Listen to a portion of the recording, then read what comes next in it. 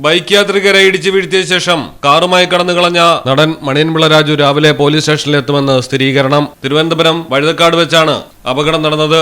Car ഓടിച്ചിരുന്നത് Maniyanpilla രാജുവാണെന്ന് Trivandrum ക്ലബിലെ security ജീവനക്കാരനാണ് മൊഴി നൽകിയിരിക്കുന്നത്. ക്ലബിൽ നിന്നും റോഡിലേക്ക് കയറുമ്പോഴായിരുന്നു അപകടം. കാർ നിർത്താതെ ഓടിച്ചു പോവുകയായിരുന്നുവെന്നും സെക്യൂരിറ്റി ജീവനക്കാരൻ. പിന്നീട് കാർ ഓടിച്ചത് താൻ തന്നെയാണെന്ന് മണിയൻപിള്ള രാജുവും സമ്മതിച്ചിട്ടുണ്ട്. ക്ലബിൽ നിന്നും റോഡിലേക്ക് ഇറങ്ങുമ്പോൾ അപകടമുണ്ടായി എന്നും മണിയൻപിള്ള രാജു. എന്നാൽ അപകടമുണ്ടാക്കിയ വാഹനം മണിയൻപിള്ളയുടെ വീട്ടിലില്ല. അപകടം നടന്നയുടൻ സ്ഥലത്തുനിന്ന് വീണ് കിട്ടിയ കാറിന്റെ നമ്പർ പ്ലേറ്റ് വഴിയാണ് വാഹനം മണിയൻപിള്ള രാജുവിന്റേതാണെന്ന് പോലീസ് സ്ഥിരീകരിച്ചത്. എന്നാൽ അന്വേഷിച്ച് വീട്ടിലെത്തിയപ്പോൾ കണ്ടെത്താൻ കഴിഞ്ഞില്ല. ഫോണും സ്വിച്ച് ഓഫ് ആയ നിലയിലായിരുന്നു.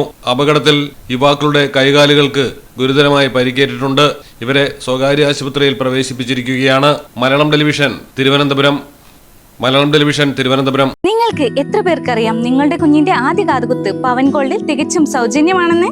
എന്നാൽ പത്തരമാറ്റ തിളക്കത്തോടെ 10 വർഷമായി പവൻ ഗോൾഡിൽ ആദ്യ കാതുകുത്ത് തികച്ചും സൗജന്യമാണ്. മാത്രമല്ല പരിചയസമ്പന്നരായ ലേഡി സ്റ്റാഫുകളാണ് നിങ്ങളുടെ കുഞ്ഞുങ്ങൾക്ക് കാതുകുത്തുന്നത്. പവൻ ഗോൾഡ് തിരൂർ.